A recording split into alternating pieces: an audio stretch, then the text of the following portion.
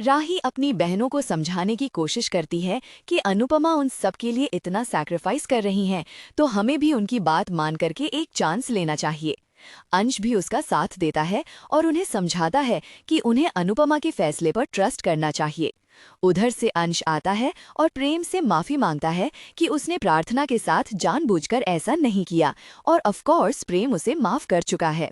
उसके बाद सब मिलकर भगवान की आरती करते हैं और उधर से हॉर्न की आवाज आने लगती है, यानी कि जाने का समय। उधर से ईशानी और परी ने आखिर मान ली अनुपमा की बात कि इस टूटे दिल को जोड़ने के लिए जरूरी है एक नया आसमान।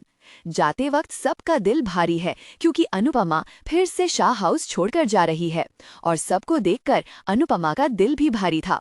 अपनी बेटियों की खुशी के लिए उसने किया सबको प्रणाम और ईशानी परी को दिया ये वचन, इस मुंबई शहर में हम सिर्फ नई सुबह देखेंगे, पिछली रात को भूल जाएंगे।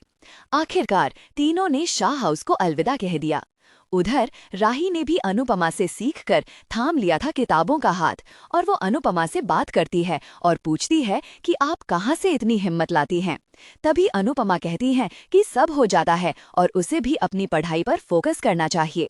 इधर बापूजी और अनुपम को मिस कर रहे हैं, जिसके लिए अंश उन्हें डराता है भूत की एक्टिंग करके। अनुपमा, ईशानी और परी ने की मुंबई की जमीन पर एंट्री। शहर की रोशनी, समंदर की हवा, सब कुछ नया था।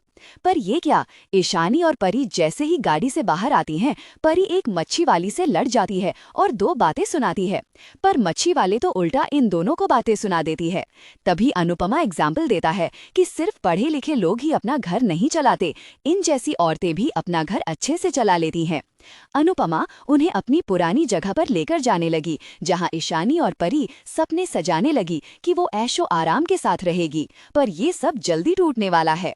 दूसरी तरफ कोठारी हाउस में गौतम पराग को रियल एस्टेट के बिजनेस में उतरने के लिए कहता है। तभी वहां से प्रार्थना जा रही होती है डॉक्टर के पास, तो गौतम भी पूछता है कि मैं भी चलता हूँ, लेकिन प्रार्थना साफ मना कर देती है।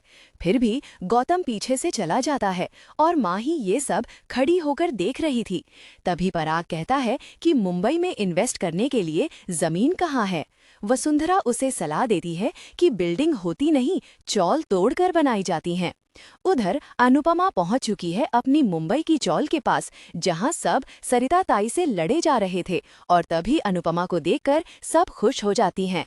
तो क्या पराग कोठारी अनुपमा की चौल में अब आ सकते हैं अपनी बिल्डिंग बनाने, और क्या अनुपमा इस मुंबई नगरी में अपने सपनों को पूरा कर पाएगी?